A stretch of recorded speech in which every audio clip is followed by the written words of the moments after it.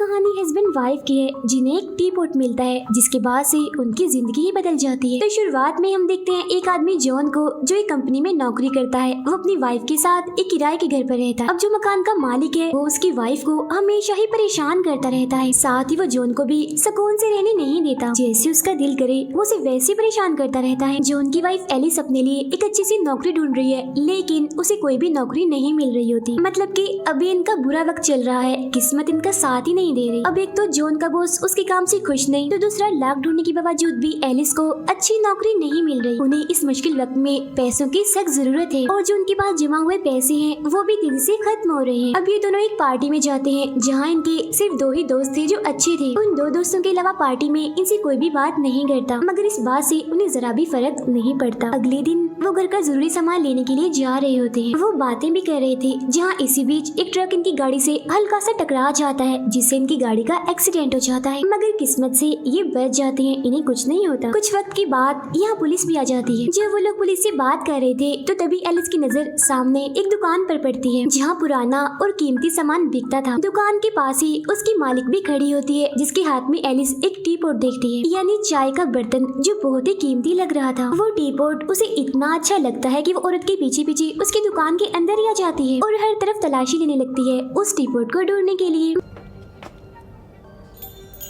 मगर तभी दुकान की मालिक वो औरत यहाँ पर आ जाती है। वो एलिस से पूछती है, कौन हो तुम और मेरी दुकान में क्या कर रही हो? जिस पर एलिस उससे इधर उधर की बातें करने लगती है कि दरअसल मैं अपने लिए कोई चीज यहाँ पर लेने आई थी, बस वही ढूंढ रही थी। अब उस औरत का फोन बजने लगता है, जिसे सुनने के लिए वो यहाँ से चली जाती है। तो मौका देकर वो उस औरत के कमरे में जाती है, क्योंकि एलिस ने उस औरत को अपने कमरे में टी पॉट रखते हुए देख लिया था। और वो इस टी पॉट के पीछे इसीलिए पड़ गई थी क्योंकि ये इतना सुंदर और कीमती लग रहा था कि एलिस की नजर ही इस पर से नहीं हट रही थी। अब क्योंकि वो उसके हाथ लग गया था, इसीलिए उसे चुरा कर अपने साथ घर ले आती है। एलिस को वो इतना पसंद आ गया था कि वो उसे हर वक्त ही अपने पास रखती थी। एक दिन उसे चोट लग जाती है, जिस वजह से टी पॉट का ढक्कन अचानक से खुल जाता है। भी जैसे वो ढक्कन हटाती है तो उसमें से उसे पैसे मिलते हैं। ये देखने के बाद वो एक बार फिर खुद को चोट लगाती है और जब टी पॉट को देखती है तो उसमें दोबारा से कुछ पैसे होते हैं। अब यहाँ वो समझ जाती है कि जितनी बार वो खुद को चोट लगाएगी टी पॉट उतनी बार ही उसे पैसे देगा। उधर जॉन को उसका बॉस नौकरी से निकाल देता है। फिर जब वो मायूस होकर घर आता है तो पूरे घर को बिखरा हुआ देखता है। वो एलिस को भी बेड पर आधी बेहोशी की हालत में जख्मी पाता है। उसे काफी चोटें लगी हुई थी। वो समझ नहीं पाता कि घर का ऐसा हाल कैसे हुआ और एलिस जख्मी क्यों है। तो वो मुस्कुराकर उसे कहती है, कुछ नहीं हुआ मुझे, मैं बिल्कुल ठीक हूँ और खुश भी। जब उसे होश आती है तो जॉन उसे बताता है कि मेरी नौकरी चली गई है। ये सुनकर एलिस उसके मुंह पर जोर से थप्पड़ मारती है। अब जाहिर है उसके ऐसा करने से टी पॉट दोबारा से उसे पैसे देता है। तो अब यहाँ वो जॉन को भी इस टी पॉट और इसमें से निकलने वाले पैसों के बारे में बता देती है। फिर पूरी शाम एलिस खुद को और जॉन को चोट पहुंचाकर टी पॉट से पैसे हासिल करती रहती है। अब इस तरह से चोट पहुंचाकर पैसे हासिल करना जॉन को अच्छा नहीं लग रहा था, इसीलिए वो एलिस से कहता है ये कोई नौकरी नहीं है और ना ही पैसे कमाने का ये कोई अच्छा तरीका है। जिस पर वो उसे समझाती है कि और क्या करें, हम इतनी मेहनत करने के बावजूद भी हम पैसे नहीं कमा पा रहे और तुम इस टी पॉट को गॉड की तरफ से दिया हुआ गिफ्ट ही समझो, क्योंकि इसके जरिए हम जितने चाहे पैसे कमा सकते हैं, हमें कोई मेहनत भी नहीं करनी पड़ेगी। तब उसकी ये बातें सुनकर जॉन चुप ही हो जाता है। अगली सुबह वो एलिस के लिए कागज पर ये लेकर गया होता है कि मुझे लगता है इस तरीके से पैसे कमाना हमारे लिए आगे चल के खतरनाक साबित हो सकता है, इसीलिए मैं इस टी पॉट को वापस देने जा रहा हूँ। फिर जैसे उस दुकान के बाहर जाता है तो दुकान बंद होती है। तब वो उस टी पॉट को लेकर एक शो में जाता है, जिसे बाद में टीवी पर भी दिखाया जाता है। अब उस टी पॉट को देखकर एक डॉक्टर काफी हैरान हो जाता है। ऐसा लग रहा था जैसे वो इसके बारे में बहुत कुछ जानता है।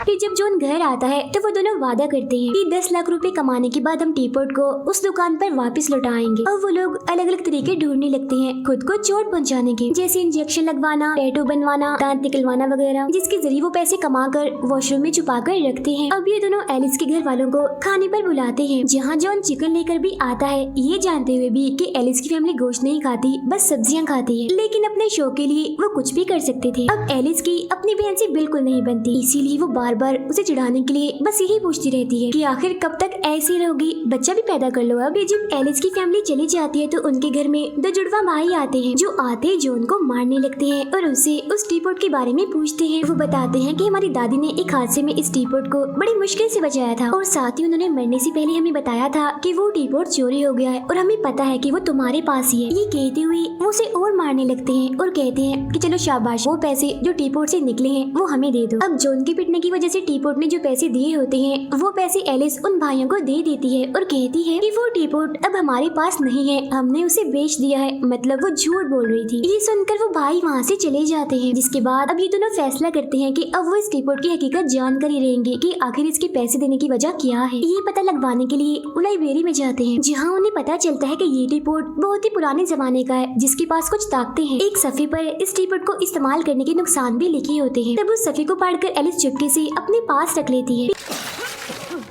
जैसे ही जॉन उस टीपॉट से होने वाले नुकसान के बारे में पढ़ने लगता है तो देखता है कि वो सफा तो यहाँ से गायब है, किसी ने फाड़ लिया है। अब हमें पता है कि ऐसा किसने किया है। इस बारे में वो एलिस से पूछता भी है, मगर वो इधर उधर की बातें करके उसे बात ही बुला देती। घर जाने के बाद वो जॉन से कहती है हमें और बहुत सारे पैसे कमाकर खर्च करने चाहिए, इस जिंदगी में खूब मजे करने चाहिए, एंजॉय करना चाहिए। जिस पर जॉन उसकी बात मान लेता। ये लोग एक महंगी गाड़ी और बहुत ही खूबसूरत आलीशान घर खरीद लेते हैं। इस खुशी में वो अपने घर एक पार्टी रखते, लेकिन जॉन देखता है कि एलिस का सलूक उसकी दोस्त के साथ अच्छा नहीं है। वो उसके साथ ठीक से पेश नहीं आ रही, बल्कि वो एक अमीर लड़की से दोस्ती कर लेती है। उसके मुकाबले में जॉन का सलूक नहीं बदलता, वो अपने दोस्त के साथ बिल्कुल वैसे ही रहता है जैसे वो पहले था। पार्टी चल ही रही थी कि तभी उनके घर वही डॉक्टर आता है जो उस टीपॉट को देखकर हैरान रह गया था। वो जॉन से कहता है अब दोनों हस्बैंड वाइफ की जिंदगी खतरे में है उस टीपॉट की वजह से, इसी बारे में मैं आपसे बात करने आया। जिस पर वो सोचने लगता है। फिर कुछ देर के बाद कहता है कि इस बारे में मैं पहले अपनी वाइफ एलिस से बात करूंगा। वो दोनों आपस में मशवरा करके बाहर आते हैं।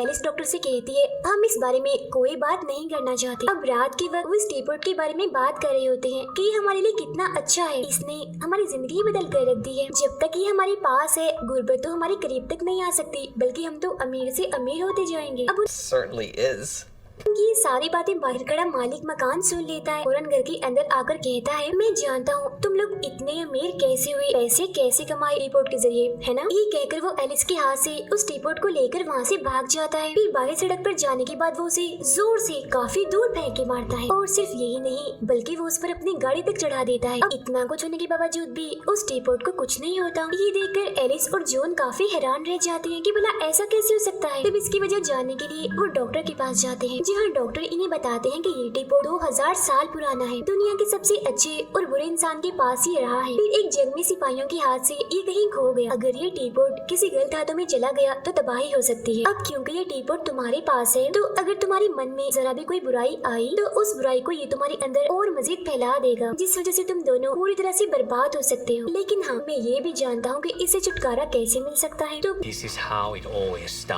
अपनी भलाई के लिए वो टीपॉट तुम मेरे हवाले कर दो। लेकिन एलिस ऐसा करना नहीं चाहती थी, इसीलिए वो उसे देने से मना कर देती है।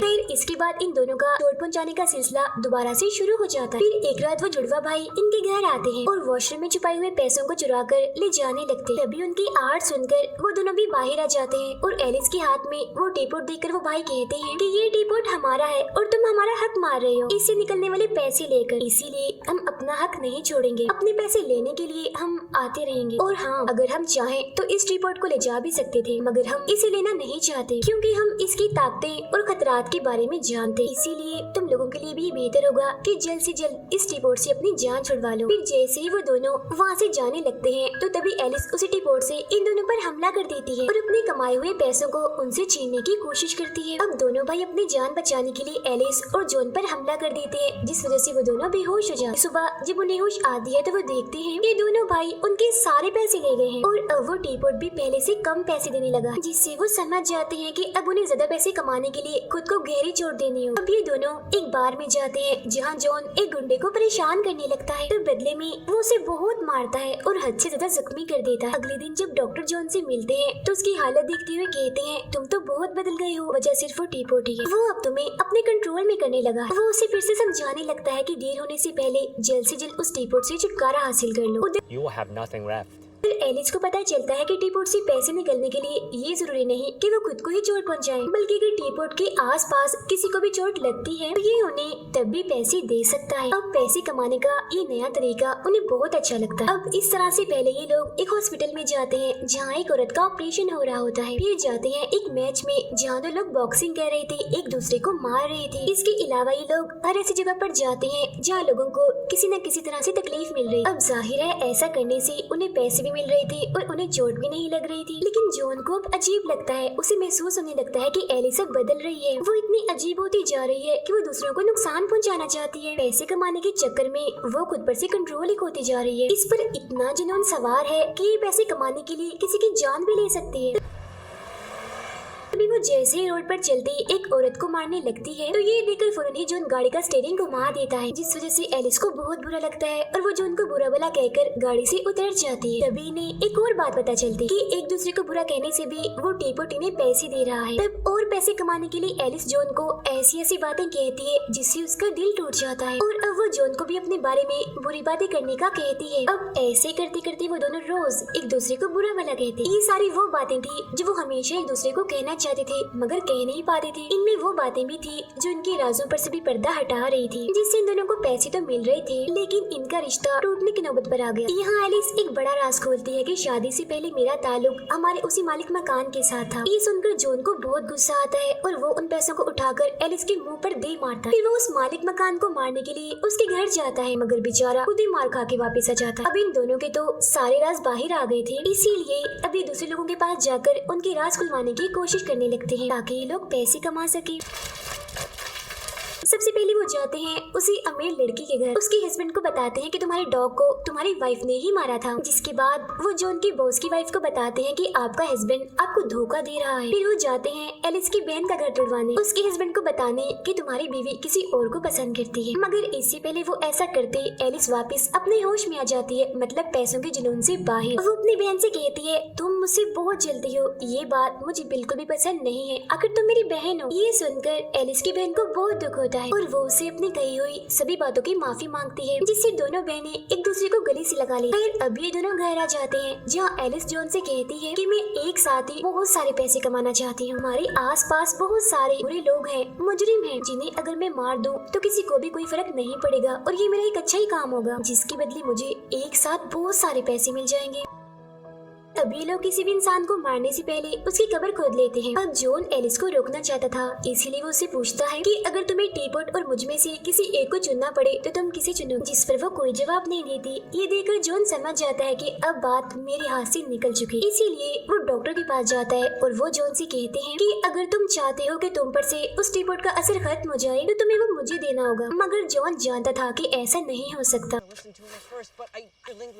क्योंकि अब काफी देर हो चुकी है, एलिस उस टीपोट को कभी नहीं देगी। अब वो सफा जिसे एलिस ने किताब से पढ़ा था उसके जरिए उसे पता चल जाता है कि इस टीपोट को इस्तेमाल करने के बहुत नुकसान है, इसीलिए वो जॉन से माफी मांगती है और कहती है ठीक है ये टीपोट तुम डॉक्टर को दे दो। लेकिन कुछ वक्त के बाद जब वो उस टीपोट की तरफ देखती है तो दोबारा से उसकी तरफ खींचने लगती है और उसे देने से मना कर देती है। ये देख जॉन समझ जाता है कि ये इतनी आसानी से इस टीपोट का पीछा नहीं छोड़ेगी, इसीलिए वो उस टीपोट के साथ कमरे की खिड़की से कूद जाता है, जिसके बदले टीपोट के अंदर से काफी पैसे निकलते। अब जॉन बेहोश हो गया था, ये देखकर एलिस रोने लगती है और उसे एहसास हो जाता है कि मैं अपने हस्बैंड की बात ना मानकर बहुत बड़ी गलती कर रही हूँ। तो अब वो इस टीपोट को छोड़ने का फैसला करती है। फिर अगली सुबह ये देखते हैं कि उनका टीपोट मालिक मकान चुरा कर ले गया है। अब पहले तो ये खुश हो जाते हैं मगर फिर ये सोचते हैं कि ये टीपोट खतरनाक भी साबित हो सकता है अगर ये गलत हाथों में चला गया तो, इसीलिए हमें इसे डॉक्टर को देना होगा। तो अब ये उस टीपोट को लेने के लिए मालिक मकान के घर जाते हैं और देखते हैं कि उसके घर का सामान इधर उधर बिखरा पड़ा। फिर तभी इनके सामने